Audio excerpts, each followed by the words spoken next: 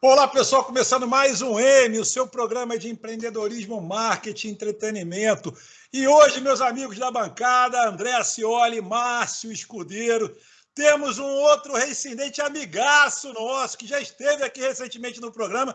Combinamos que ele ia voltar e combinamos de novo que ele vai voltar, que é o nosso grande amigo Zé Mauro Nunes, que para quem não viu o programa anterior, rapidamente, eu não vou dar aquele currículo enorme dele, não, mas é rapidamente. Pô, pega lá no outro que vocês vão ver o currículo inteiro. É psicólogo, é mestre em psicologia, doutor, professor da UERJ, da FGV, sócio-diretor da Pragma, vocalista da banda Alma e por aí vai. Eu não vou me estender muito agora no currículo, não, porque a gente já passou o currículo inteiro. Meus amigos de bancada, bem-vindos, Zé Mauro, bem-vindo, André, bem-vindo, Márcio. É isso aí, Sandro. Eu tô meio triste aqui, cara, porque você começou o programa falante, né, e não escorregou, não voltou, não se embananou. O que não estava no roteiro, que a gente tem esse negócio combinado, obviamente, né? Aproveitar aqui esse momento, pedir para a galera se inscrever no canal, dar aquele like, o que mais? Ativar o sininho. Estou esquecendo de alguma coisa? Ativar o sininho, dar o like. E faz agora. Faz agora. Espera aí, vamos esperar aqui um pouquinho. Espera aí, 1 minuto de silêncio. Faz aí, meu amigo. Custa nada, porra.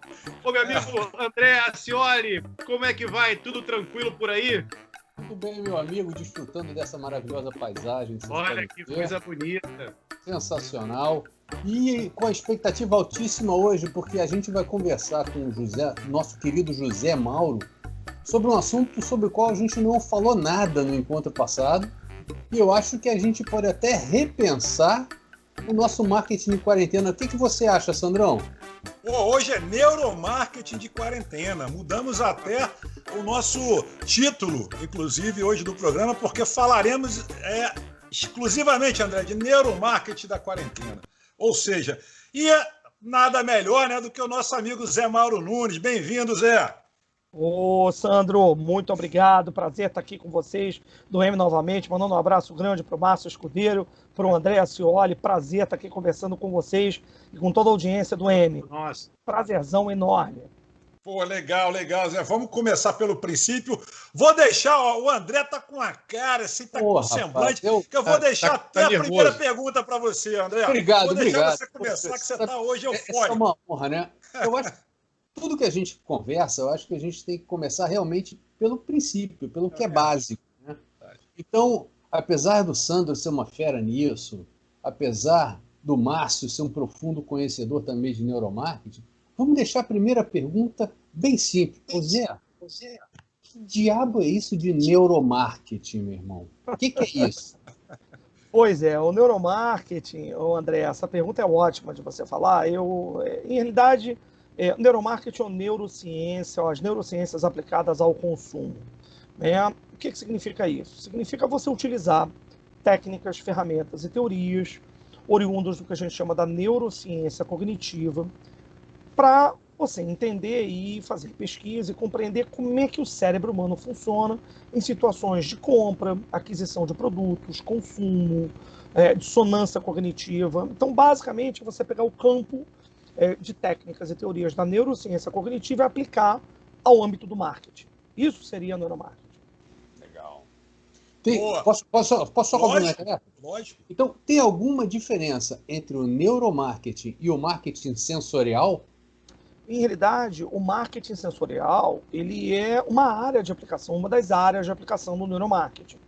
Em realidade, os entendimentos, os conhecimentos que a gente desenvolve com o neuromarketing, eles se aplicam, por exemplo, para a criação de experiências. E quando eu falo criação de experiências, você tocou muito bem, André, nesse assunto do marketing sensorial, seria você incrementar todas as experiências sensoriais, táteis, olfativas, gustativas, visuais, auditivas e sinestésicas. Sinestésicas com C, né? Isso é uma diferença entre sinestesia com S e sinestesia com C. A sinestesia seria a mixagem, a fusão dessas sensações. Então, olfato com tato, visão com audição. Então, seria você utilizar justamente essas ferramentas para você incrementar a experiência com relação à marca, ou a um local, um ambiente, um restaurante, A Disney, por exemplo, que é muito citada, utiliza isso de maneira muito intensiva. Então, isso seria, quer dizer, a aplicação do neuromarketing para o campo das experiências e do marketing sensorial é enorme. A gente pode ficar horas discutindo sobre isso. Legal. Se você colocar o cara lá para sentir, por exemplo, aquele cara que quer criar aquela loja 360, né? Que o cara vai, experimenta ali, sei lá, vamos pegar laranja. Então ele veste a loja de laranja, coloca lá a essência de laranja, serve o suco de laranja, e aí o cara começa a identificar o produto dele ou aquela marca na porta, né? O cara tá no shopping, passar na frente e sentir aquele cheirinho de laranja. E a gente está falando do marketing sensorial. Para tentar deixar mais claro, assim, para o neuromarketing, né? A ideia é você colocar aquele monte de coisinhas ali para poder medir a frequência cerebral, ativação daquilo ali, como é que o corpo responde, a mente responde, como é que ele se identifica com aquilo ali ou não. É mais ou menos nesse sentido? Márcio, você tem o uso de diferentes técnicas. Você tem desde técnicas que são técnicas mais simples. Então, você tem técnicas como, por exemplo, o reflexo psicogalvanométrico, por exemplo, onde você utiliza sensores para você detectar níveis de estresse a partir da corrente elétrica na pele. É o famoso detetor de mentiras, é o polígrafo, a gente chama de psicogalvanômetro. É o polígrafo, que é muito utilizado até em programas de televisão. Durante um tempo tinha uma moda, né? Vamos fazer o teste da mentira. Isso é o polígrafo, né? Você tem técnicas como o eletroencefalograma, por exemplo, onde você mede a frequência das ondas cerebrais para você verificar os estados de concentração, atenção do cérebro. Você tem um exame pupilar, onde você observa, por exemplo, o movimento da pupila, o chamado eye tracking, muito utilizado em marketing digital, em display, para você ver as áreas quentes e as áreas, digamos que são as áreas mais frias do site ou de uma imagem, até exames mais complexos, como, por exemplo, a tomografia computadorizada, o PET scan, a tomografia para emissão de pósitrons, onde você está fazendo um mapeamento mais detalhado de quais áreas cerebrais estão envolvidas dentro do processamento da informação e qual a relação dessas áreas com a decisão de compra ou com os sentimentos, as emoções envolvidas na produção, na experiência de compra. Eu diria que essa área, Márcio, essa última área, que é a área dos exames mais complexos, é uma das áreas mais promissoras, mas é uma das áreas que a gente está mais engateando ainda nesse sentido. Eu vejo muita gente falando sobre o hype, porque virou hype, né? Neuro hoje em dia virou hype. Todo mundo é neurocoach, todo mundo é neuromarketing, todo mundo é neuroprogramador quântico. O neuro meio que virou digamos assim, um prefixo para qualquer coisa que seja moderna. Mas eu diria que a gente tem muita coisa para avançar nessa segunda área. Os exames de imagem, os exames de imageamento cerebral. Deixa eu fazer uma... Desculpa te interromper, só para completar aqui. Sim, por favor. Existe um cruzamento do neuromarketing com psicologia do consumo, alguma coisa para você identificar comportamento? Isso é feito ou isso é feito à parte? Como é que funciona? Em realidade, Márcio, a sua pergunta é uma pergunta muito interessante, porque na década de 50 houve uma reestruturação no campo de disciplinas que estudam o comportamento humano, especialmente nos Estados Unidos, nos países de língua anglo-saxã. O que você tem, de um modo geral? Por um lado, você tinha, andando em trilhos paralelos, por um lado você tinha psicologia cognitiva, né, que eram justamente os estudos, quer dizer, referentes aos processamentos de informação visual, do pensamento, da linguagem, por um lado. Você tinha, por outro lado, os estudos de neurociências, né, que vinham ganhando muito a partir da década de 50 com o uso dessas técnicas de exame, o eletroencefalograma, o psicogalvanômetro, e, por outro lado, correndo por fora, a chamada economia comportamental, né, a Behavior Economics, que vai ganhar justamente toda essa difusão nos últimos 20 anos. Bom, o que acontece nos anos 60? Esses campos convergem, há uma convergência desses campos. E esses campos eles se confluem para algo que a gente chama de ciências cognitivas, ou neurociências cognitivas. E aí você tem esses branches, você tem esses ramos. Então você tem a psicologia do consumo, por um lado, que a gente chama de comportamento do consumidor, ou consumer behavior. Por outro lado, você tem a behavioral economics. Por outro lado, você tem a neuroscience, a neurocognitive science. Todas elas, mais ou menos, têm trilhas de pesquisa, mas elas convergem para esse paradigma unificado. Então, eu diria que a gente fala, se a gente for utilizar um nome adequado, como é utilizado nos países de língua anglo-saxã, a gente fala de neurociências cognitivas, que englobando a psicologia do consumo, o comportamento do consumidor, as economia comportamental, behavior economics, seria para a gente organizar esse campo de conhecimentos, entendeu? Perfeito. Beleza. Olha, Zé, para você ver como é que a galera está empolgada. Geralmente, a gente faz uma pergunta a cada um para ir aquecendo, e os meus colegas de bancada já soltaram 2 perguntas cada um. Não. É para deixar o gato sem bico. É aquela pergunta. Eu quero ver se está com muitas aí. É a mesma pergunta, com A e B. A e B. É ótimo. Está empolgadíssima. Mas olha, eu vou te fazer aqui rapidamente, eu estou aproveitando essa quarentena. Eu não paro de estudar, né? Eu estou fazendo um outro MBA, quer dizer, fiz o mestrado, aí tua garrafa desapareceu, olha que engraçado. Desculpa, a garrafa mágica. A garrafa mágica. Aqui, ó, nosso backdoor, né? Como é que fala esse treco aqui, que eu já esqueci o nome? Em inglês, esqueci o nome. Bom, mas vamos lá. Background, nosso background que faz as coisas desaparecerem, como essa caneta aqui, ó. Enfim. Zé, deixa eu te falar uma coisa. Eu estou fazendo um MBA e estava estudando ontem, por exemplo, taxonomia e folksonomia em SEO. Olha só, o nome é até bonitinho. Mas, assim, trazendo a taxonomia para a nossa área aqui, para a nossa área do marketing, eu até estava achando uma coisa estranha, porque eu falei, vou botar amanhã na mesa do programa a taxonomia de Bloom, né, que é do mais simples para o mais complexo. Habilidade, né, para você chegar no outro nível, você tem que dominar o nível anterior. Eu acho engraçado, porque eu acho isso meio óbvio. Eu lendo isso, não sei se é porque, de repente, a gente já estudou num nível mais profundo, né, mais verticalizou mais, no mestrado e por aí vai. Enfim, já quase que entrei no doutorado da PUC, mas o fato a gente, quando olha isso, de repente não fica meio óbvio, a gente vê né, você tem que primeiro saber. Aí, jogando para o neuromarketing, você tem que primeiro saber dominar aquele primeiro item para poder ir para um item, para um outro item. Exemplo, eu vou falar de três técnicas que você não falou, ou se falou, não ouvi direito, que é a parte do córtex, do núcleo e da ínsula, que eu acho mó barato, os 3 aqui, que eu até separei, porque eu acho muito bacana para tomada de decisões, né? Aí eu vou dar aquele exemplo que você dava em sala de aula, para quem não viu o programa anterior, eu fui aluno do Zé, no mestrado da FGV, e a gente falava muito, por exemplo, e aí eu queria que você também citasse outros exemplos, do cheirinho da pipoca, né, nas antessalas de cinema, das gôndolas nos supermercados que ficam, determinados produtos ficam em posições estratégicas. Quer dizer, isso nada é por acaso, né? Isso não tem o acaso, a pessoa não coloca lá o cheirinho, nem o acaso, não existe o acaso.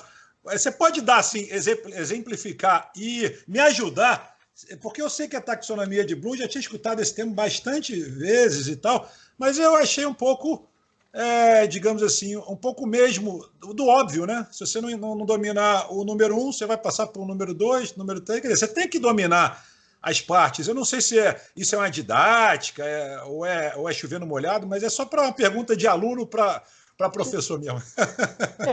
O cérebro, né, Sandro, o que eu acho que a gente tem que entender é o seguinte: o cérebro é uma máquina extremamente complexa, né? E ela, digamos, ela foi desenhada justamente por várias pressões seletivas da seleção natural por milênios, né? E a gente observar, por exemplo, a gente analisar do ponto de vista da estrutura cerebral, qual é a grande diferença? A gente pega, por exemplo, qual é o nosso parente mais próximo dentro de uma concepção darwiniana? É o chimpanzé. O chimpanzé é o nosso parente mais próximo, né? O que tem uma proximidade maior em termos de anatomia, maior em termos, por exemplo, de DNA. Se você analisar o cérebro do chimpanzé e você pegar o cérebro do ser humano, qual é a grande novidade do cérebro humano? Inclusive, isso até está presente no livro do Yuval Noah Harari, que é o Sapiens, né? O que acontece? Quer dizer, a grande novidade do cérebro humano é a explosão do que a gente chama do córtex cerebral. Só para o pessoal entender, né, do ponto de vista de estruturação, a gente tem uma teoria do chamado cérebro triuno do Paul MacLean. Né? O cérebro triuno, ele trabalha o cérebro como se ele fosse em camadas. O cérebro, em realidade, ele é como se fosse um sambaqui, ele é como se fosse anéis de uma árvore. Você corta uma árvore e você tem vários anéis, e quanto mais no centro é um anel, mais antigo ele é. A mesma coisa acontece com o nosso cérebro. Nosso cérebro foi construído assim em termos de puxadinhos. A evolução ela foi construída camadas em cima de camadas, ou puxadinhos em cima de puxadinhos.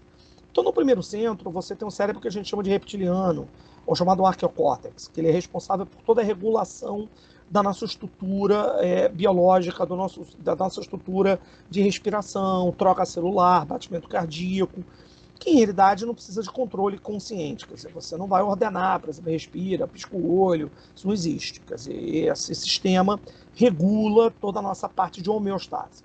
A segunda parte, que é a parte muito próxima, por exemplo, do chimpanzé, dos animais, é justamente o que a gente chama de paleocórtex, ou de forebrain.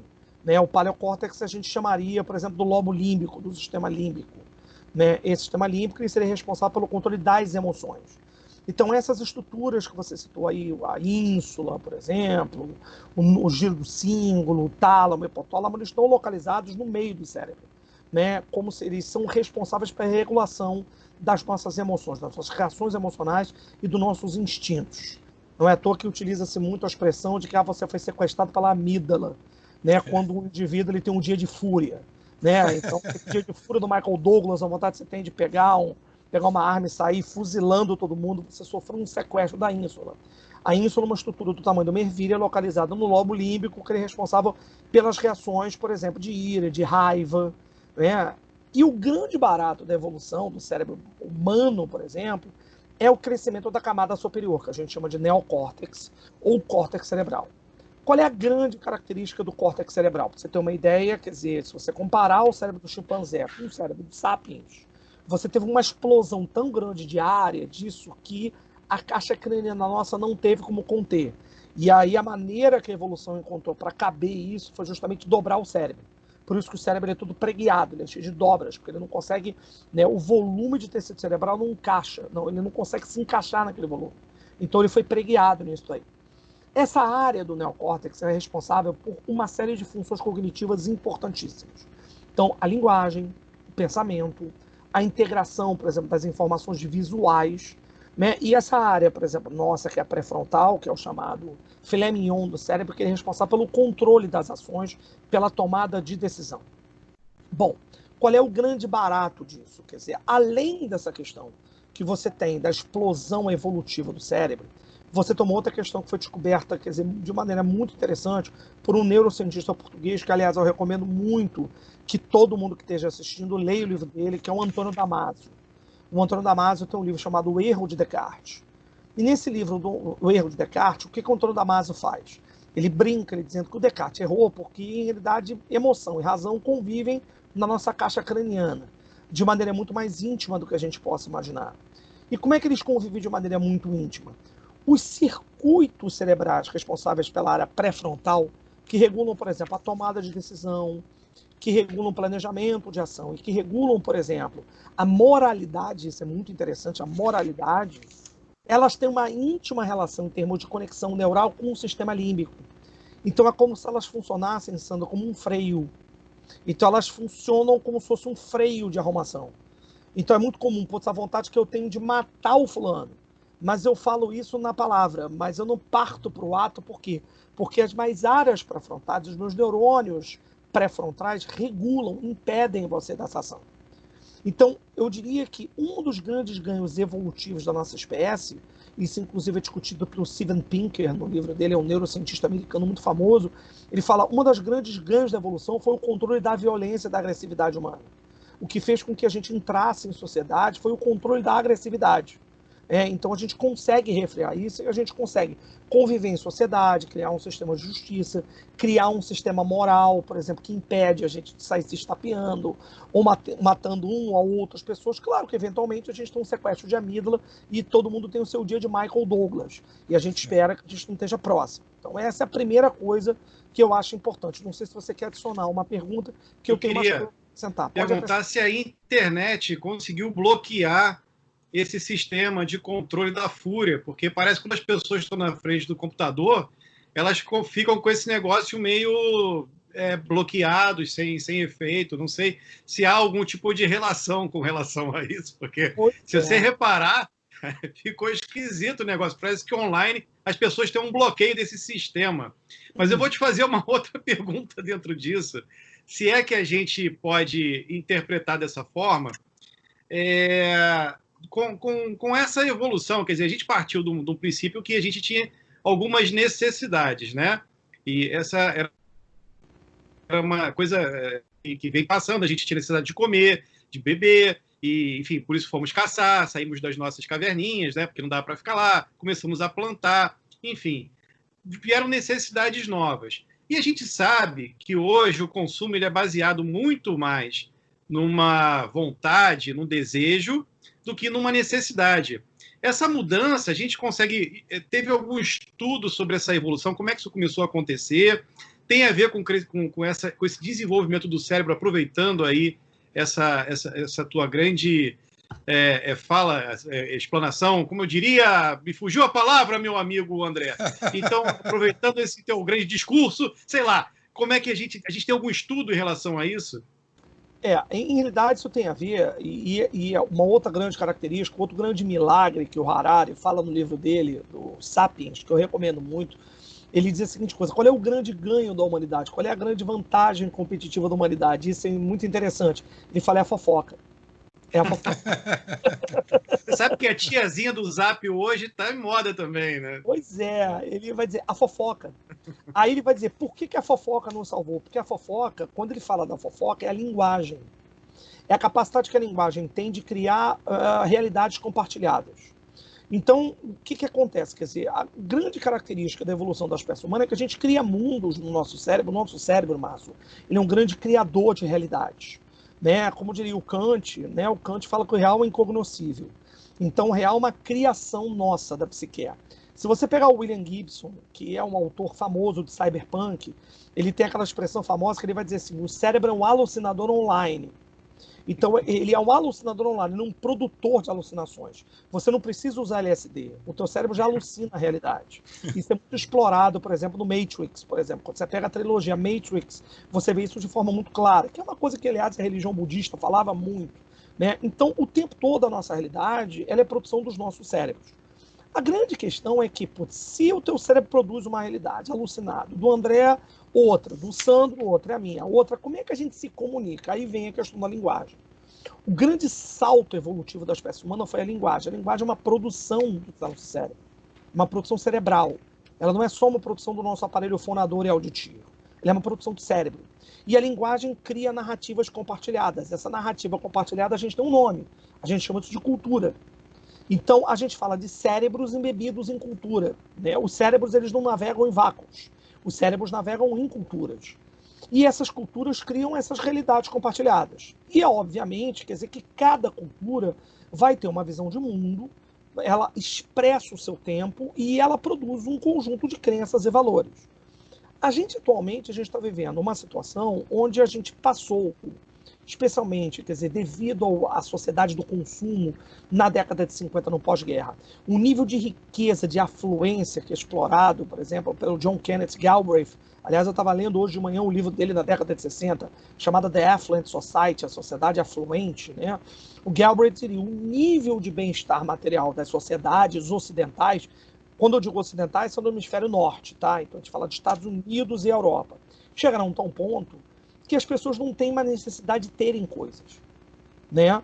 E a gente entra num deadlock, num gridlock. Para onde a gente vai? E aí a gente percebe, especialmente a partir da década de 70, Márcio, respondendo essa tua pergunta, um deslocamento da questão do consumo. O consumo ele passa de ser da esfera do ter para ir para a esfera do ser. Isso é explorado por um sociólogo inglês chamado Terry Engelhardt. O Engelhardt escreve um livro muito interessante na década de 80 chamado The Post-Material Society. Ele fala da sociedade pós-material. O que ele vai dizer? O nível de riqueza das gerações é tão grande, então as pessoas têm tantas coisas dentro de casa, as pessoas não morrem de fome, as pessoas são obesas. As pessoas não morrem de frio, as pessoas elas têm casas entulhadas de coisas. As pessoas são acumuladoras. O que acontece? Quer dizer, você começa a verificar uma mudança no panorama da realidade das pessoas. As pessoas querem ser coisas. As pessoas querem ter experiências. As pessoas não querem mais ter, digamos, os seus desejos de consumo atrelados a objetos, mas atrelados a experiências. E eu acho que a grande magia do marketing, assim, a grande alquimia do marketing, é como é que você pega necessidades básicas que foram descritas pelo Abraham Maslow, né, na década de 60, com a pirâmide de Maslow. Como é que ele descreve aquilo que são as necessidades fisiológicas, de segurança, né, sociais, de autoestima e autorrealização. E como é que você pega aquilo e você mescla criando uma miríade de desejos atrelados a bens de consumo, a experiências. Porque eu sempre digo nas minhas aulas, que as pessoas dizem, muito o Sandro deve se lembrar disso, né, um dos maiores erros as pessoas de falarem que o marketing cria necessidade. Ele não cria necessidade alguma. Ele não cria necessidade alguma. As necessidades estão lá. Elas são embodied, né, elas são básicas. A pesquisa do Maslow foi uma pesquisa transcultural. Então, isso tem a ver com a civilização humana, com as mais diferentes culturas.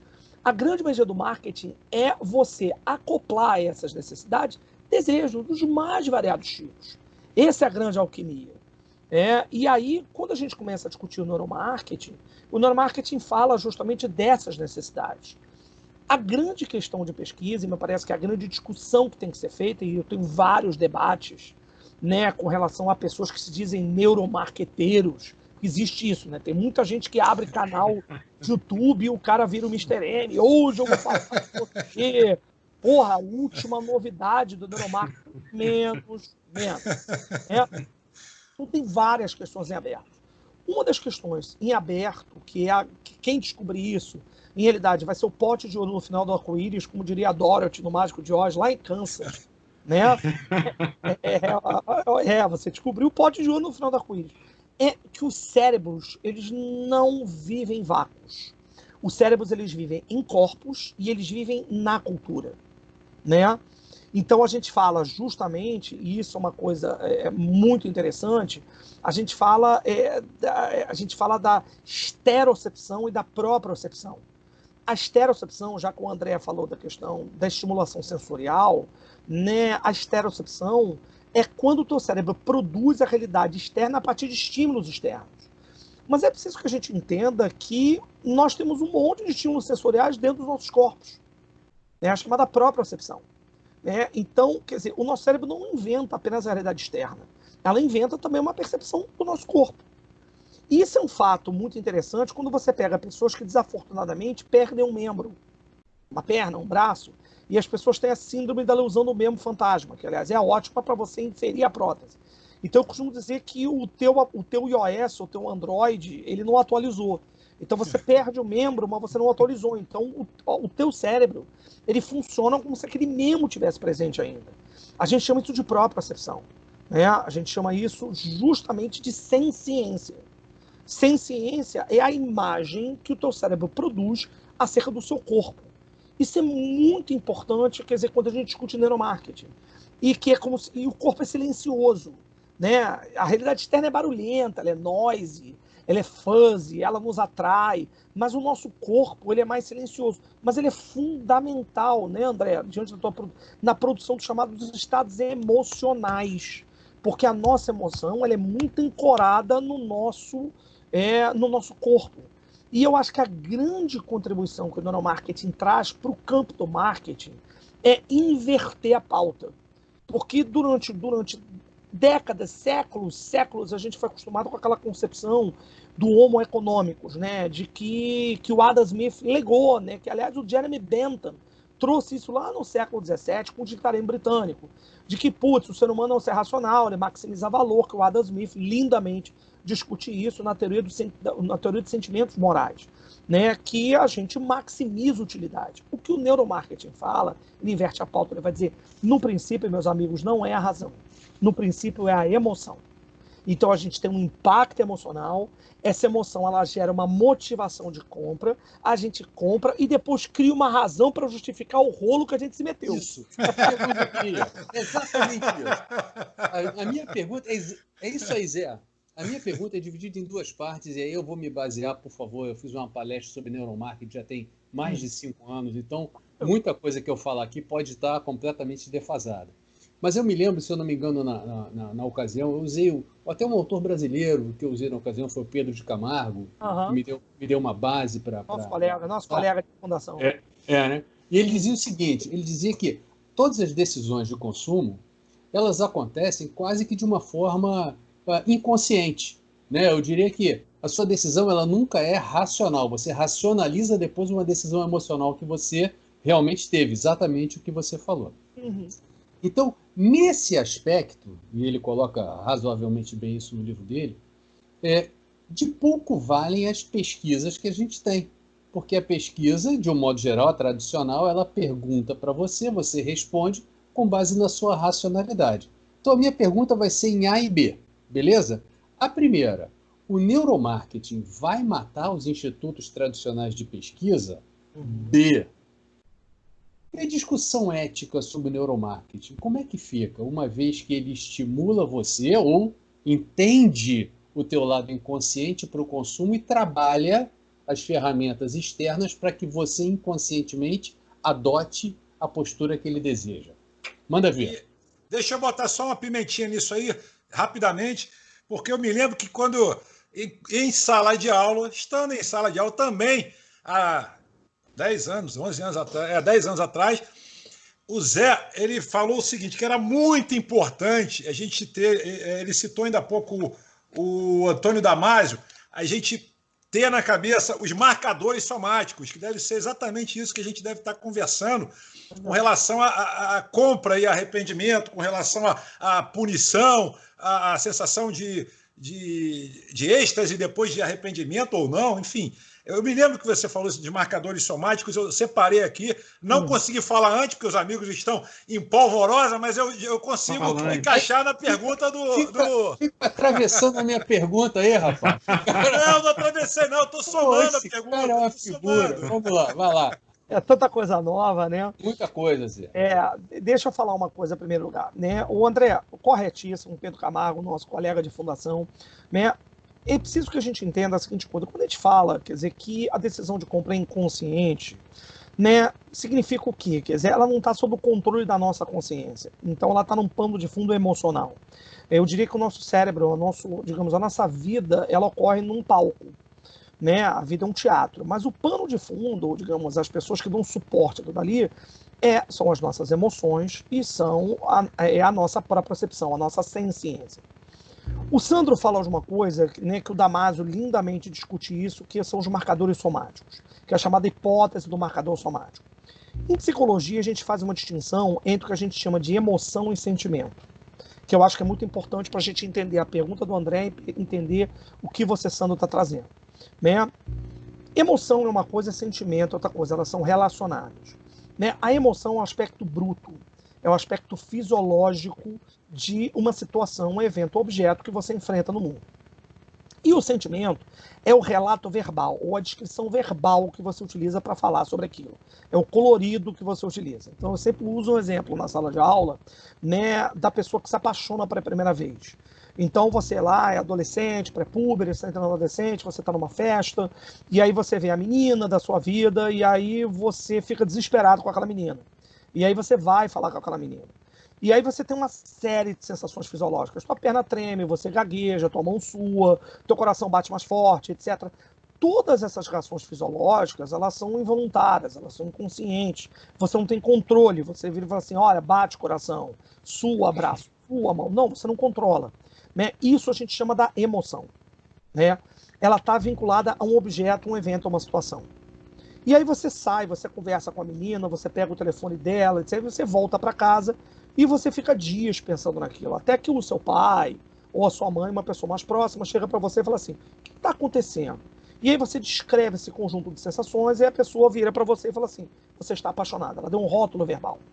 E aí você identifica aquele conjunto de estados internos, fisiológicos seus, com atrelados a um sentimento chamado apaixonamento ou amor. O que acontece com relação a isso? O marcador somático, Sandro, são essas reações fisiológicas brutas. Então, digamos, né, você pode, quanto mais velho eu fico, menos certezas eu tenho na vida. Mas eu tenho algumas certezas. Uma das certezas é que se eu estiver próximo de uma mulher, ela gerar isso em mim, das duas uma, ou sai correndo que vai dar merda, ou se joga que ser bom para cacete. Porque eu sei que é um estado que eu sei que vai repetir essa memória corporal minha. É o que o Damasio chama, é o que ele chama de marcador somático. Então, o nosso cérebro ele tem uma tendência a se aproximar daquilo que é prazeroso e se afastar daquilo que é ruim, porque ele traz essa memória corporal. E são chamados marcadores somáticos. A linguagem, né, até articulando com o que eu falei, a linguagem, a cultura, ela é o colorido. Então, digamos assim, ele é o descritor verbal que você utiliza para você relacionar isso. Pergunta do André. Zé Mauro, e a pesquisa tradicional? Qual o problema da chamada pesquisa tradicional? Pesquisa de marketing tradicional ela é amparada em surveys, ela é amparada em questionários, ela é baseada no relato verbal, ela é baseada no sentimento. Então o indivíduo pode mentir, o indivíduo pode, digamos, fazer uma descrição que não seja acurada.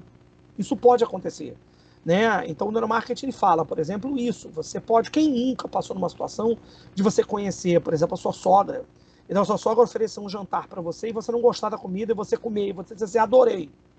Né? Por uma questão de cortesia. Olha o teu pré-frontal inibindo a tua amígdala. O teu pré-frontal, assim, a moral, a área pré-frontal é responsável por isso. Ele é o freio de mão. Não diga, você não vai cometer sincericídio. Então, o grande ganho evolutivo da espécie humana foi evitar o sincericídio. É com base no sincericídio que guerras, brigas ocorrem. Então você respira, toma água, etc. e tal. Isso é o seu controle moral. O grande problema da chamada pesquisa tradicional, André, respondendo a você, é que a pesquisa tradicional se baseia no relato verbal. Então eu costumo dizer que você aplica um questionário, você acende uma vela de 7 dias e você acende uma vela para todos os santos pedindo que o indivíduo esteja o mais próximo da verdade. E não estou nem discutindo o fato do cara que está mentindo, ele pode estar produzindo uma descrição, por exemplo, que não é acurada. Por exemplo. É uma discussão que não é acurada. Então, a pesquisa em neuromarketing, quando ela utiliza, por exemplo, a avaliação das áreas sensoriais, quando ela trabalha com eye tracking, por exemplo, quando ela trabalha com o imageamento, o escaneamento da imagem cerebral, quando ele trabalha com o psicogalvanômetro, ele está indo mais a fundo. Ele está rastreando os estados fisiológicos. Ele rastreia, Sandro, os marcadores somáticos. Então, ele consegue perceber, por exemplo, as incongruências. Ele consegue perceber as inconsistências. Ele vai fundo na mentira. Outra coisa que eu acho importante também, e isso é muito legal, porque o Steve Jobs utilizava aquela famosa frase I don't believe in marketing research, aí foi, na época, poxa, né, pesquisa de mercado não funciona mais. Claro que ela funciona, mas não a pesquisa tradicional. Tal como a gente conhece como survey, por exemplo, e a pesquisa qualitativa, como, por exemplo, o grupo focal. Que a gente sabe que tem uma pressão de grupo muito grande. Atualmente, a gente discute muito pesquisas utilizando os marcadores cerebrais, então a neuroquímica, a neurofisiologia, o uso dos neurotransmissores e do imaginamento cerebral e também do mapeamento das áreas cerebrais, que, por exemplo, o brain scanning te permite avaliar, mas também a gente começa a falar de pesquisas comportamentais, de você observar o comportamento. Como diria um livro antigo do Pierre Weil, o corpo fala. Então, mais do que você prestar atenção no que o cara diz, é você prestar atenção no comportamento dele. Nesse sentido, as etnografias de consumo, né, as pesquisas de observação, as pesquisas com o usuário, elas dizem muito para a gente das dores, das dificuldades, dos problemas que os consumidores enfrentam. Zé Mauro, então, deixa eu aproveitar essa tua deixa aí da coisa do comportamento, que esse é um grande debate que existe no mundo atual, né? Por causa do monitoramento que existe dentro do ambiente online. Qualquer movimento que você faça hoje, pesquisando no Google, acessando um site, quando você acessa um site, as empresas costumam, né, elas avisam hoje, porque é obrigatório, mas elas jogam cookies no seu computador e esses cookies acabam monitorando ali o teu comportamento. Então, algumas empresas, né, que você autorizou, elas recebem aquelas informações e passam ali a identificar o teu perfil de consumo de informação, não só de informação, mas também do que você costuma ali clicar para comprar, quer dizer, eles entendem também o seu perfil de consumo. E isso é um debate muito, muito rico e muito grande, porque até que ponto isso é legal ou não é? Até que ponto isso aí pode ser um problema? Até que ponto isso pode ser invasivo? Então tem uma questão ética. Né? Exatamente. Tem uma questão ética aí nessa história. Esse cenário dentro do neuromarketing também é discutido, quer dizer, existem alguns limites que sejam interessantes assim, da gente impor nessa pesquisa, ou não. Eu acho que do ponto de vista científico, não vejo problema algum, porque é importante que a gente evolua nesses entendimentos, né? Mas do ponto de vista da aplicação disso, a gente deveria sim ter alguns limites. Existe esse debate? Isso aí é uma coisa ainda incipiente ou já está bem difundido? Como é que funciona isso dentro dessa galera que estuda aí a cabeça das pessoas na hora de consumir? Para você ter uma ideia, Márcia, essa discussão é importantíssima, né? E o que acontece? Nos últimos anos foram sendo criados grupos de pesquisa, inclusive existe a Associação Mundial de Neuromarketing, que congrega pesquisadores do mundo inteiro, cuja sede é na Holanda. E não é por acaso, a Holanda tem uma legislação muito liberal com relação a pesquisas de neuromarketing. Há um debate muito grande na União Europeia sobre a liberação ou não de pesquisas de neuromarketing, do uso do neuromarketing. Por exemplo, a França, inclusive, proibiu, tomou uma decisão. A França proibiu. A França proíbe pesquisas de neuromarketing, proíbe pesquisas ou proíbe ações de empresas que utilizem essas estratégias. Por quê? Porque qual é o grande problema? Quando a gente discute questões éticas, a gente começa a discutir questões referentes ao livre-arbítrio, ou seja, a capacidade que os indivíduos têm de decidir livremente. A gente sabe, por exemplo, que o livre-arbítrio é uma coisa extremamente complexa e problemática. A gente vive num mundo que é uma grande caixa de Skinner, né? Se você pega, por exemplo, o TED, né? do TED, que fez um sucesso desgraçado no ano passado, do fundador do fundador do Second Life, eu esqueço o nome dele, né? Que é um mogul do Vale do Silício, onde ele, inclusive, escreveu um livro sobre 10 razões para você abandonar as redes sociais. Né, o que você tem? Né? Isso já tinha sido visto pelo Norbert Wiener na cibernética, né, que seria um sistema que regulasse o nosso comportamento. Se olhar bem, né, a internet é uma grande caixa de Skinner, porque o tempo todo você tem recompensa e punição, você tem contingências de reforçamento ocorrendo ali. Não é à toa que as pessoas desesperadamente buscam likes. Quanto mais likes, mais popularidade, mais você reforça o comportamento. Isso é muito engraçado. Eu vejo o pessoal digital discutindo isso. Falo, cara, isso foi falado pelo Burroughs Skinner na década de 60, num livro chamado Ciência e Comportamento Humano. É verdade. Onde, inclusive, ele propunha uma sociedade ideal onde você reforçaria comportamentos positivos. Então, existe um grande primeiro momento que, aliás, isso remete, inclusive, à história das próprias relações públicas, da década de 20, com Edward Bernays, né, lá com a engenharia do consentimento. Isso me lembra o livro famoso do Edward Bernays, chamado Engenharia do Consentimento, que foi esse consenso criado pelo governo americano no pós-guerra de que a solução para o bem-estar das pessoas seria criar uma engenharia onde a riqueza estaria ligada ao consumo. Então, se as pessoas comprassem mais consumo você teria, mais dinheiro circularia, mais desenvolvimento você teria, mais emprego você teria. Então, essa discussão não é nova. Qual é a grande questão do neuromarketing? O neuromarketing, se ele é usado sem a devida discussão ética, ele leva você a uma situação, um paradoxo filosófico que é, até que ponto nós somos zumbis? Né? A Universe of Zombies. Em que sentido? Até que ponto nós temos controle e livre-arbítrio sobre o nosso comportamento, ou o nosso comportamento é guiado externamente, por forças externas. Aliás, a definição do zumbi é essa. O zumbi é aquele que age sem ter consciência da sua ação. Não é à toa que o zumbi se tornou uma metáfora muito grande, quer dizer, nos últimos anos, séries de TV, livros, filmes, porque a sensação que a gente tem de viver uma distopia. A gente costuma se achar meio zumbi, só para poder sintetizar o que você está dizendo numa coisa, numa experiência que as pessoas estão até, se não fizeram, já viram alguém fazer, que é o lance do teste cego do refrigerante, da cerveja, que você tem certeza que ama aquele refrigerante, que é o melhor que você já bebeu e tal, e você faz o teste cego, você acaba escolhendo um outro. Então, quer dizer, a influência da marca, a influência das cores, a influência do ambiente é muito maior do que o sabor em si, que você acha que é o cara determinante ali para a tua escolha. Então, a gente tem essa sensação quando faz algum teste cego, ou quando alguém troca a etiqueta de alguma roupa, e você, porra, não, eu gosto dessa camisa, mas você está gostando da etiqueta. Então tem muita coisa nesse sentido, e a gente acaba entendendo, sim, que é meio zumbi, que a gente vai meio que no bolo ali do que vendem para a gente de imagem, de perspectiva, de conceito. Márcio, já discuti muito sobre esse blind test com um amigo. Ele falava que se fizesse nele, ele ia descobrir sim. Ele trabalhou muitos anos na Coca-Cola. E ele fala para mim, não, se você me fizer um blind test comigo, eu vou descobrir, porque é um sabor que não tem como... Rapaz, como a gente discutiu, foi na época lá do mestrado, hein? O Zé Mauro conhece ele, o André também conhece. Não vou falar o nome agora. Mas agora ambos conhecem. Mas o dia que ele vê aqui, a gente cobra isso dele. Você sabe quem é, você deve saber o que eu estou falando. Mas essa coisa, Márcio, você está falando até o exemplo que eu usava em sala de aula, que o Sandro lembrou desse exemplo, que é o seguinte, basta você ir ao cinema.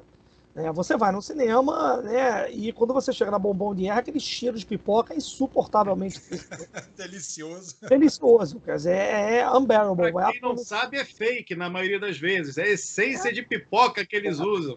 E o teste é esse. Você compra um saco de pipoca e você enfia o nariz na pipoca.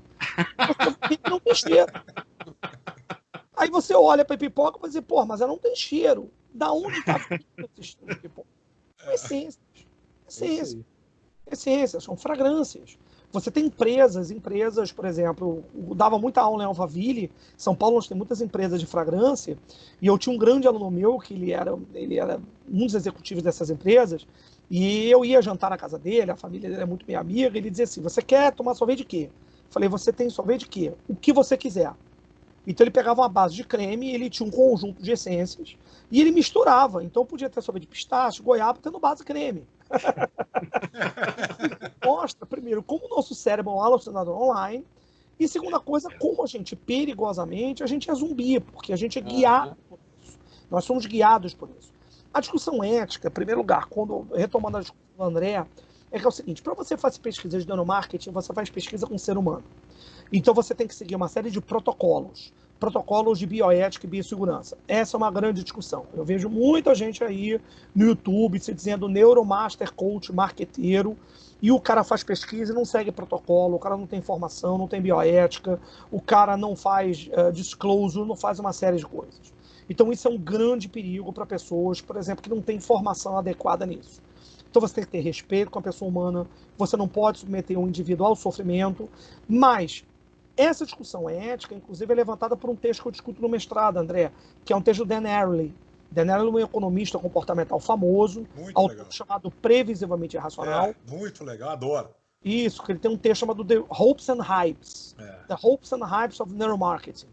E um dos hypes é justamente esse, quer dizer, cuidado, devagar com andor. Porque a gente pode estar criando uma engenharia do consentimento e a gente pode estar criando, quer dizer, uma distopia no qual nós, com posse desse conhecimento, a gente conforma o comportamento das pessoas. Que, aliás, retomando o que o Márcio falou, é o que acontece nas redes sociais. As redes sociais são a grande distopia. Em realidade, quer dizer, toda aquela mexida de algoritmos que as plataformas fazem, nada mais são do que baseados num profundo estudo de reações emocionais das pessoas. Né? Então, isso não está só no cheiro da pipoca, isso não está só na cor utilizada no banco do fast food, mas isso está usado, inclusive, nas notícias e no conteúdo que é apresentado por nós.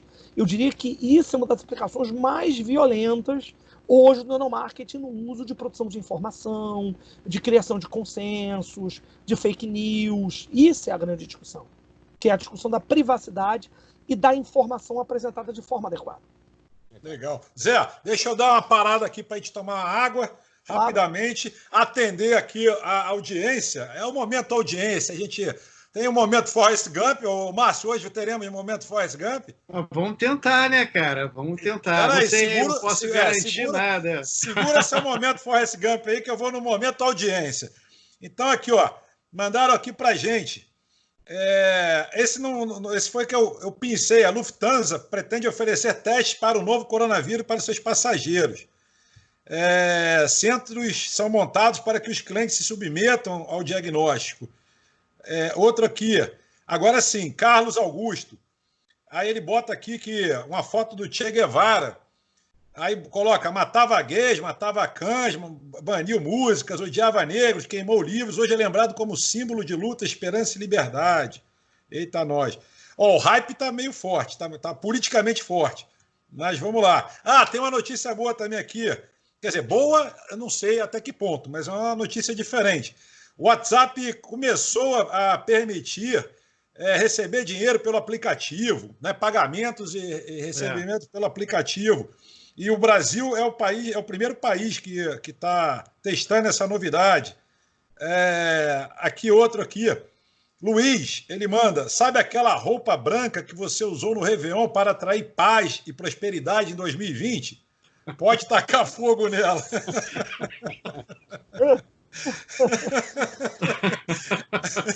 O Haroldo manda, por enquanto ainda estão prendendo, mas se não derem um basta no STF, logo seremos mortos por exercer o direito de liberdade de expressão. Gente, o STF é um dos hypes, está muito bombado, muito bombado.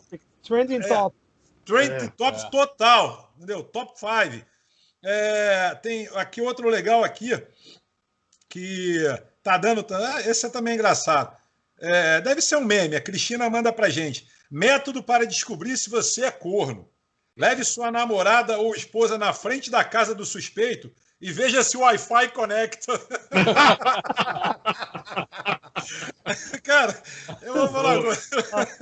O pessoal tem uma criatividade para fazer esse tipo de coisa, que não é à toa que nós somos reconhecidos, em publicidade, nós somos reconhecidos como um dos países tops, né? Já ganhamos vários prêmios na área. É impressionante como é que o pessoal tem enfim, tem uma pegada assim forte. Gente, para fechar aqui, a gente dá uma descontraída, também tem uma outra aqui, também nesse hype mais político, o Andrade. Acorda, meu povo, quando a Globo, a Band e a CNN chamam Atos OX de pró-democracia, estão chamando você de idiota.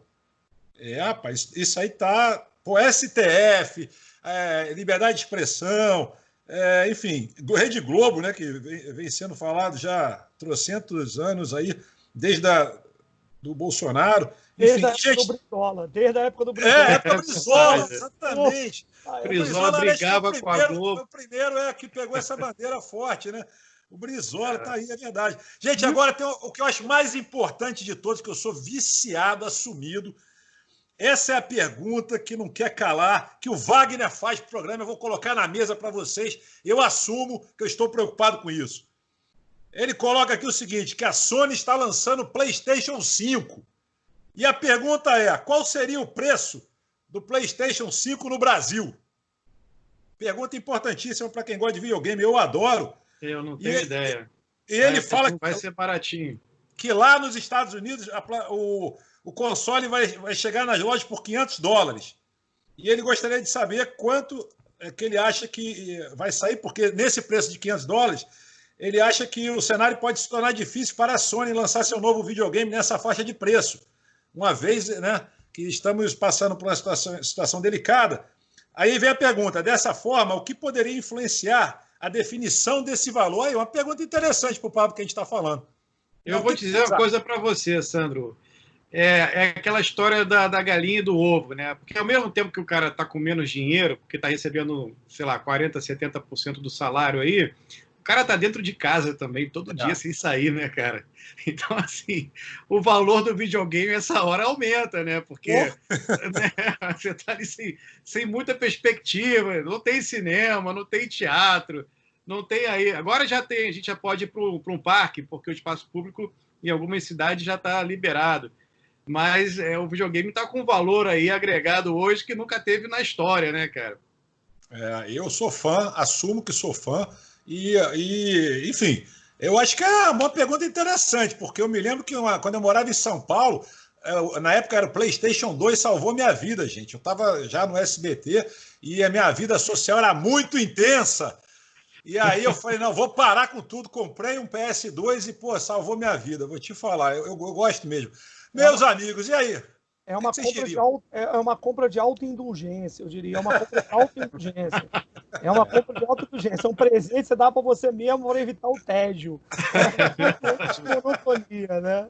É verdade. Agora, no caso do Sandro, tem até um agravante. O valor que ele atribui à marca por ter, em tempos passados, salvado a vida dele, ele pagaria a qualquer preço. Exatamente. Mas olha só, Agora, olha só, eu não vejo, sinceramente, se o preço vai influenciar muito no consumo aqui, não. porque quem compraria esse produto vai comprar ele custando $100 a mais, $200 a mais ou $300 a mais. A gente está vendo aí uma receita marginal que viria daqueles que compram no efeito que a gente chama Casas Bahia, 50 vezes sem juros, esse produto. Mas isso é uma parcela pequena do público-alvo que quer ser atingido pela marca. Então, não vai ter esse impacto não, ele vai vender bem mesmo, independentemente do preço cobrado, irmão. Vê os iPhones aí, como é que vendem aqui também. Então, não tem jeito não. E essa coisa que você falou, André, tem a ver com essa experiência que o Sandro teve no passado de ser marcador somático. Perfeito. Isso é um marcador. Olha aí como é que tudo se fala, né? É um impressionante. O videogame preparar tem o bolso, Sandro. Tu vai comprar. Ainda calma. Calma que eu tenho a versão 4, 3, ainda tô bem na fita. Calma. Sem desespero.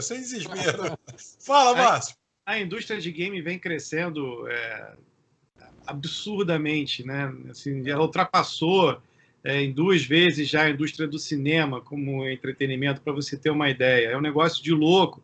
Isso cresce a cada dia. Então, outra coisa que acontece, eu acho que essas experiências dentro desses... Porque o videogame hoje, ele recria o cenário da vida, né?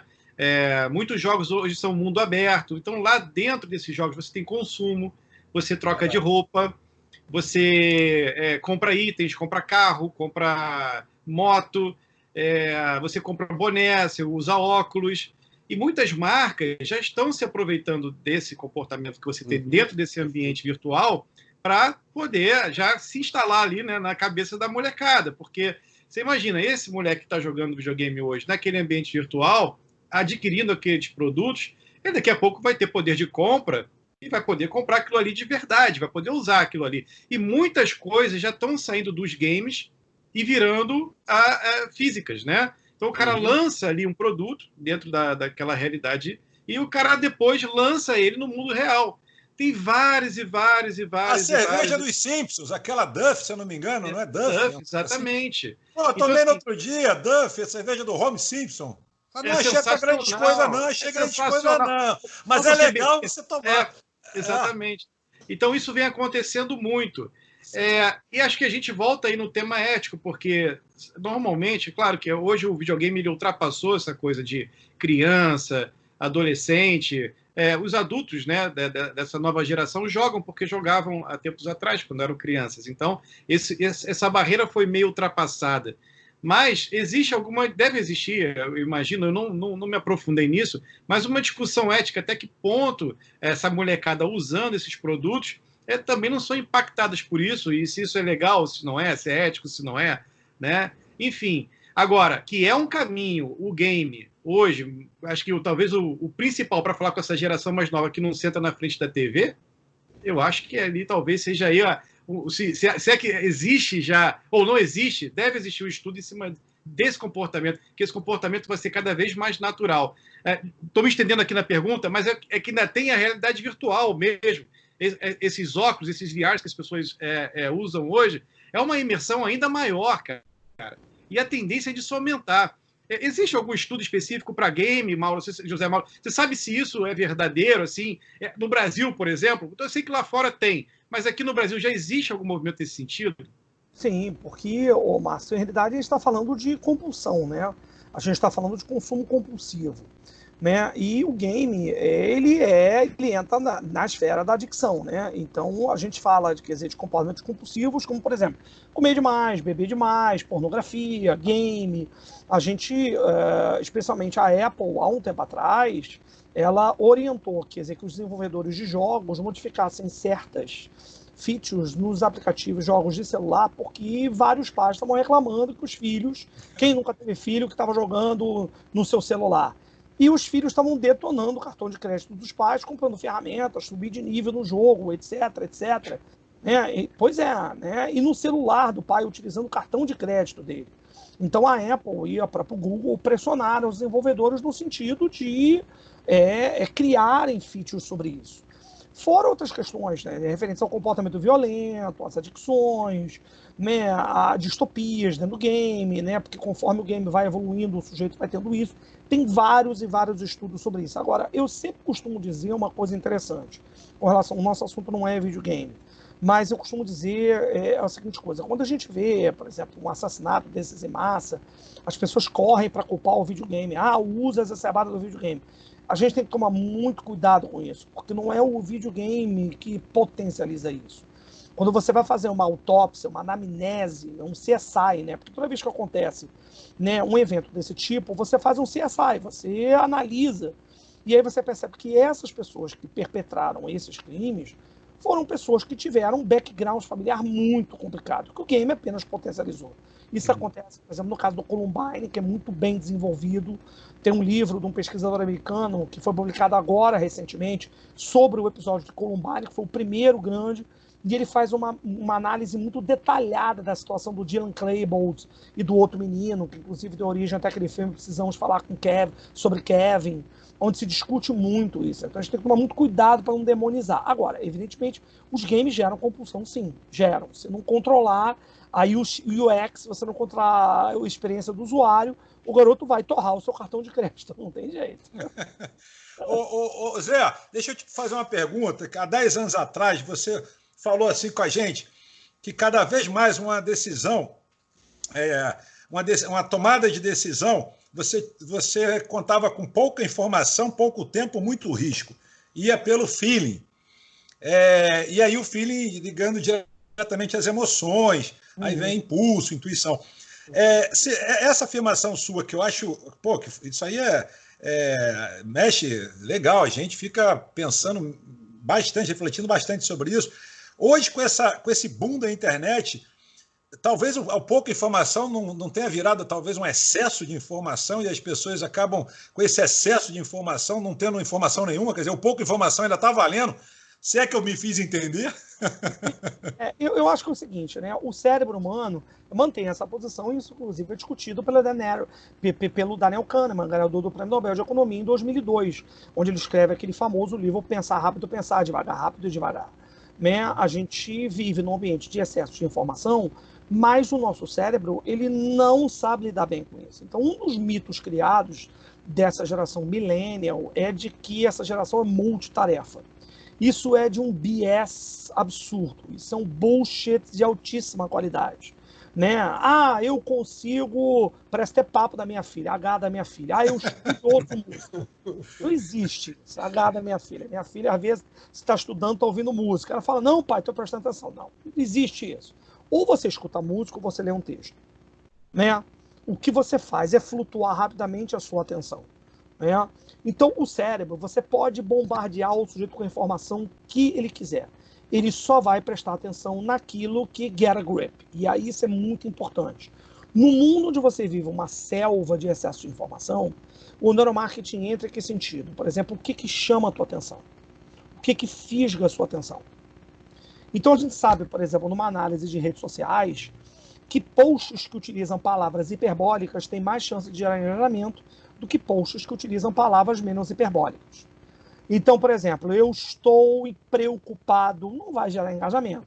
Agora, se você disser, eu estou puto da vida, bando de canais, safado, isso vai gerar um tremendo engajamento. Né? Óbvio, isso é uma isca, isso é uma fisga, isso é fisgar o sujeito.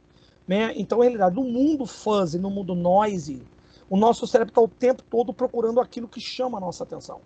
Né? E aí, quando você utiliza uma expressão forte, você mexe com um marcador somático que é a emoção. E a gente volta de novo ao início de tudo. Qual é o início de tudo? Você num mundo onde o nosso cérebro é um cérebro, quer dizer, do tempo do Paleolítico, do Neolítico. Então a gente era guiado por reações emocionais. Né? Então nós escolhemos e decidimos com base nesses marcadores somáticos, nessas emoções, quer dizer, nesse pano de fundo emocional, o que me chama a atenção. Isso é muito importante para as empresas, porque nos últimos anos, quer dizer, começou a aparecer no marketing a discussão do marketing de experiência, discutido no famoso texto do Joseph Gill na Harvard Business Review, em 1992. E aí eu vou somar com uma outra coisa que o Tim Wu, pesquisador, professor da Universidade de Stanford, eu adoro o que ele escreve. O Tim Wu, ele tem um livro publicado chamado The Attention Merchants, não tem publicado em português, mas chamado Os Mercadores da Atenção, que ele vai dizer a seguinte coisa: a gente não vive num mundo só de experiência, a gente vive num mundo também de atenção. Então você tem que ter, para as empresas criarem justamente uma forma de você engajar o consumidor, você tem que mesclar emoção com atenção. Então você tem que gerar a atenção do cara, essa atenção faz com que você preste atenção em algo, você tenha foco, e você gerar uma experiência emocional positiva ou negativa que gera mobilização e engajamento.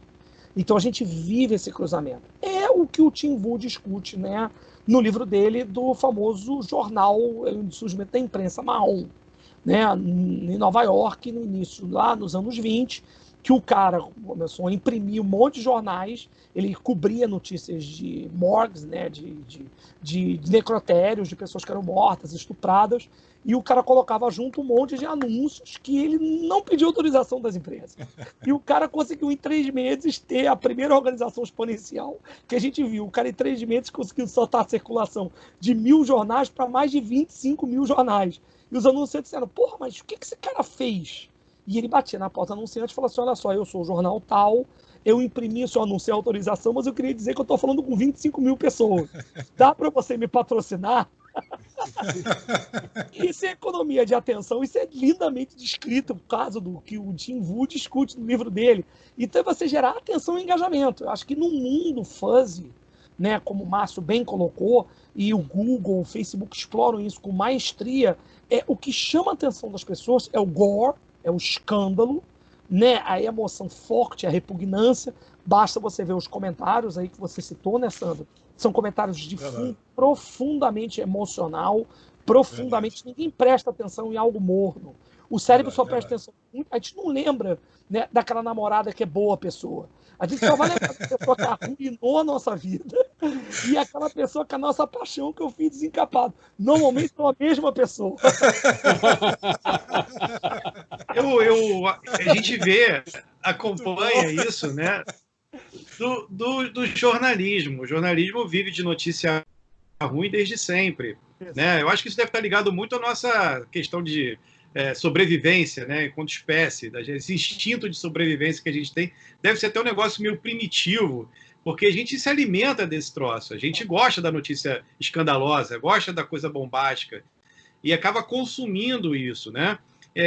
Eu vejo muita dificuldade dessas tentativas que existem, né? Vamos criar aqui uma rede social de notícias boas. Eu já vi várias tentativas desse sentido e a coisa não anda, ela dura ali 3 meses porque é bonitinho, a galera até engaja, né? Vamos lá, vamos levantar essa bandeira, mas acaba que não funciona, porque a galera não quer notícia boa, a galera quer notícia ruim. Eu falei essa coisa do instinto primitivo de sobrevivência, tem alguma coisa a ver com essa história da gente gostar de coisa assustadora? As emoções básicas, chamadas reações emocionais básicas. É o Lie to Me, aquela série maravilhosa. Já vi, muito chamada bom. Lie to Me, que é maravilhosa. São as reações emocionais, né? O amor, a ira, a raiva, o asco, quer dizer, tem a ver diretamente com isso. A gente se sente, eu diria, Márcio, que uma forma de você, especialmente, aí eu vou discutir uma questão ética muito séria, uma maneira que você tem de você mobilizar as pessoas, ou é você mobilizar por sentimento, emoções positivas ou emoções negativas. Então muita gente fala assim, o ódio destrói. Não, o ódio constrói muita coisa. O ódio constrói muita coisa. Né? Como diria Michel Foucault, não há nenhum monumento no mundo que não tenha sido construído sob uma poça de sangue. Então você tem muita coisa que foi construída com base no ódio, com base na raiva, com base na discricionariedade. E o que a gente percebe nos últimos tempos, em termos, quer dizer, até de formação desse espectro político que a gente tem hoje em dia, que é esse hiperbolismo emocional, essa polarização, ela está ligada, em primeiro lugar, ao que você falou, a um design, né, a um design da própria arquitetura das redes sociais, que o Ellis Perisher fala isso num livro maravilhoso chamado Os Filtros Bolha. Então ele fala do fenômeno de câmara de eco e filtros bolhas, que é sensacional, né? E tem uma outra coisa do próprio uso das pessoas. As pessoas acabam orkutizando as redes sociais. Então as pessoas acabam esculachando as redes sociais, as pessoas acabam exagerando, porque em realidade, quer dizer, eu acho que o Twitter é a maior representatividade disso. Eu acho que eu comparo o Twitter como sendo um cara, por exemplo, com uma caixinha de sapato em cima do Central Park, gritando e pedindo que as pessoas prestem atenção no que ele está dizendo. Né? Então, no mundo onde ele é muito noise, ele é muito fuzzy, o que vai mais chamar a atenção das pessoas é aquilo que mais indigna, é aquilo que mais mexe com a chamada emoção básica da raiva. A raiva mobiliza. Né? Então, a gente percebe que, do ponto de vista político, vários acontecimentos políticos que ocorreram nos últimos anos ocorreram em função da mobilização da raiva, da indignação. E aí você tem do espectro, que vai desde o Occupy Wall Street até os 300. Não importa, que não é a discussão, não é a discussão do espectro político, a quem a gente gosta e quem a gente não gosta. Mas se você olhar o Occupy Wall Street ou olhar os 300, o movimento é o mesmo, de indignação, né, da raiva. Né? E a raiva é uma emoção básica. Ela constrói. Se ela não construísse tanto, a gente não estava vivendo o mundo que a gente está vivendo hoje em dia. Né? Agora, o amor também constrói. Né? As emoções positivas também constroem. Por quê? E aí o Sêneca tem uma frase, aliás, o Tito Livio tem uma frase que é muito interessante, senador romano, que ele dizia a seguinte coisa: nós somos menos sensíveis ao prazer, nós somos mais sensíveis à dor. Né? E como dizia o Goethe no Fausto, não há nada mais chato do que uma sucessão de belos dias. Então você só sabe o que é prazer pela dor, pelo contraste. Então esse jogo das emoções, do prazer e da dor, ou seja, eu preciso arrumar um inimigo, um antagonista, e ao mesmo tempo me sentir protegido num grupo no qual eu me sinto identificado, são fundamentais para a gente entender o poder das redes sociais e o poder do neuromarketing dentro desse UX, dessa experiência do usuário e dessa CX, dessa experiência do consumidor nessas plataformas. Ô, Márcio, teremos momento Forrest Gump hoje, porque estamos começando... Eu não consigo, Sandro, eu não consigo. Sabe por quê, cara? Eu tenho que achar um bicho inteligente aqui. O único bicho inteligente que a gente tem é o homem, né? O resto dos bichos são muito burros para a gente participar de um papo desse. Eu vou deixar para o outro dia, cara. Não consegui achar a tartaruga, porra, caraca, que tivesse uma sacada incrível. Cara, não, vamos deixar isso aí para depois. Eu tô aqui, cara, apaixonado por esse papo. Você sabe que é uma coisa que eu gosto muito.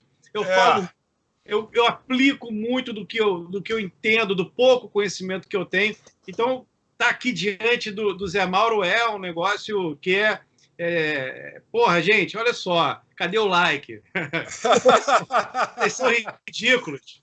Bom, gente, vamos pegar o seguinte, eu vou começar a entrar na reta final com o André, que o André está aí com um semblante também, querendo falar alguma coisa.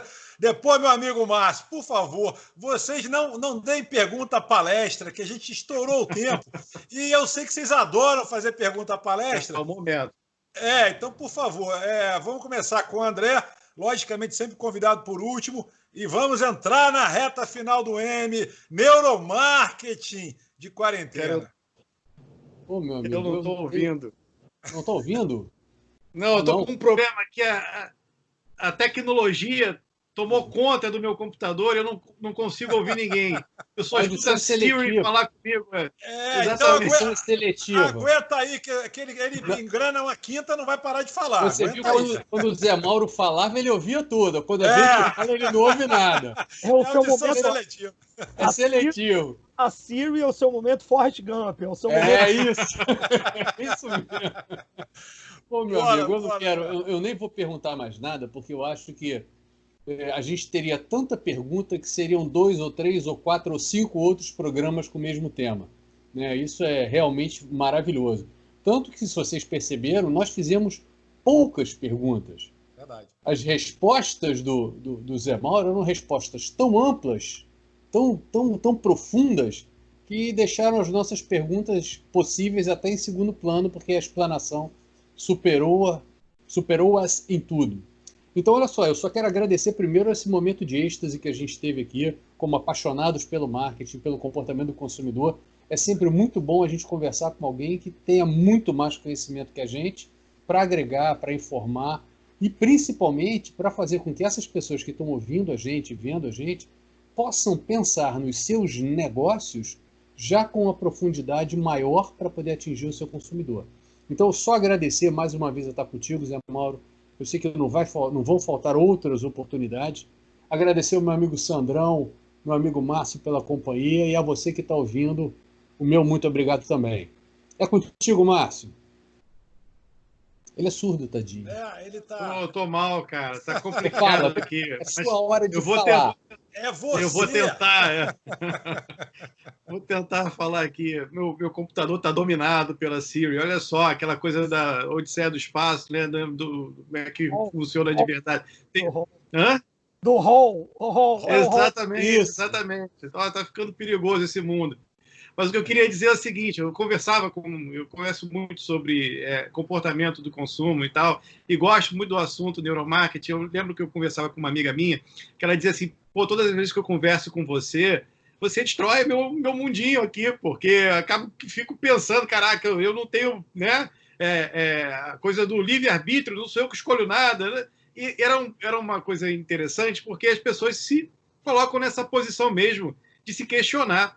Mas eu acho que esse é o grande barato, é a gente se questionar o tempo inteiro. Até porque a humanidade só chegou onde chegou por causa desses questionamentos. Se a gente não questionasse nada, se a gente não colocasse as coisas à prova, se a gente não duvidasse do que o amiguinho diz para você, a gente já está lá, né, fazendo fogueira, que era o máximo que a gente conseguia fazer naquela época, com dificuldade, porque tinha que arrumar um fogo ali de algum jeito, caía um raio, enfim. Então, a gente evoluiu porque a gente começou a questionar, a gente começou a buscar informação, a gente começou a duvidar de tudo que existia à nossa volta para chegar a novos conceitos, novas conclusões. E eu acho que essa coisa do pensamento, ela é fundamental na esfera política, na esfera econômica, e qualquer lugar que você tiver, meu amigo, inserido, você tem que pensar. Num debate que você vai ter com o seu amiguinho, em vez de você sair na porrada com ele, pensa, reflete a posição dele, porque assim, você não conhece o outro lado profundamente, você não sabe por que ele tem aquelas ideias, aonde ele adquiriu aqueles conceitos, onde ele quer chegar com aquilo. Ficou tudo muito superficial por conta, talvez, dessas bolhas que foram criadas. Mas tenta sair um pouquinho dessa bolha, vai visitar um outro lugar que você não tenha ido ainda, né? Enfim, eu acho que o neuromarketing ele serve para estudar, mas ele, ao mesmo tempo, serve para dar algumas respostas para esses estímulos que a gente tem, que a gente nem percebe. E quanto menos a gente for funcionar por estímulo, e quanto menos a gente conseguir, quanto mais a gente conseguir entender de verdade, pesquisar, melhor. É isso, Sandro. Falei pouco dessa vez, cara, porque eu estou aqui respeitando a tua... Né, pô, se a gente está aqui é que a gente é parceiro, a gente é amigo. Obrigado, Zé Mauro. Valeu, porra, cara, foi sensacional. Zé Mauro, suas considerações finais, que sempre é bom receber você. A gente em breve receberá novamente com um tema fantástico, que é rock e gestão. A gente vai falar sobre isso, um tema muito bacana, mas a gente não vai adiantar muito não, para poder dar aquele gostinho de quero mais. Meu amigo, mais uma vez, muito obrigado pela sua presença aqui no M, e fica à vontade para falar tudo o que você quiser. Agora sim, Sandro. Olha só, Sandro. Em primeiro lugar, eu queria agradecer muito o convite novamente de vocês. É um prazer estar aqui, André. Prazer enorme estar aqui contigo. Márcio, prazer enorme. Sandro, poxa, muito obrigado. Quer dizer, a vida é interessante de professor porque a gente não tem só alunos, a gente tem amigos. Então é um grande barato a gente estar aqui podendo falar com vocês, podendo discutir sobre esses temas. Em primeiro lugar, eu queria só acrescentar, no momento que eu estava falando, eu esqueci o nome do autor, é o Jeremy Lanier, do TED, que ele escreve. O Jeremy Lanier é um mogul, é o chamado mestre Yoda do Vale do Silício, né? Ele é um mestre Yoda, ele é gordinho, parece o mestre Yoda, ele tem um TED poderosíssimo, onde ele fala o que as redes sociais fizeram conosco, e ele fala isso dentro do Vale do Silício, né? E ele conhece os caras do Google, do Facebook, é uma dica de TED que eu acho interessantíssimo, que vai no caminho do que o Márcio levantou das bolhas, do que aconteceu, porque tem muitos neuromarketing, não apenas, quer dizer, no cheiro da pipoca, não apenas no cheiro do carro novo, não apenas na posição do produto na gôndola, no trade marketing, no merchandising, mas tem muito, aliás, eu diria que a grande arena do neuromarketing hoje em dia é o campo do digital, é o campo das telas, é o que a gente está fazendo, nos celulares, nos computadores, nos tablets, é onde a gente se informa, é onde a gente busca informação. E eu acho que, primeiro, a gente precisa levar a fundo a discussão crítica, no sentido grego de crítica. Crítica, em grego, critiquer significa ir aos fundamentos. Então, a gente precisa ir aos fundamentos. E a segunda coisa, eu concordo inteiramente com o que o Márcio disse. O conhecimento, Márcio, liberta. Né? Não é à toa, por exemplo, que a Minerva, que era a deusa grega do conhecimento, ela é representada por uma coruja. A coruja é um animal de hábitos notívagos. Por que que a coruja foi escolhida? Porque a coruja, ela, quando os outros estão dormindo, ela acorda. Então ela voa durante a madrugada. Então ela voava pelas linhas inimigas e dizia o que o inimigo estava preparando e voltava para contar o que estava acontecendo. Então a gente precisa o tempo todo ter esse comportamento de coruja. A gente precisa ler sobre o mundo, a gente precisa entender o que está acontecendo. A gente precisa ir além do fato, a gente precisa entender as circunstâncias que produzem o fato. Só isso é que vai produzir, fazer com que a gente seja livre, que a gente tenha a capacidade de entender criticamente e, como disse o André, a gente não ser fisgado por essas armadilhas que o neuromarketing nos produz. E como dica de livro, para encerrar, eu sempre indico o livro do Martin Lindstrom. Leiam o livro do Martin Lindstrom, chamado A Lógica do Consumo. É sensacional se você quiser saber mais sobre neuromarketing.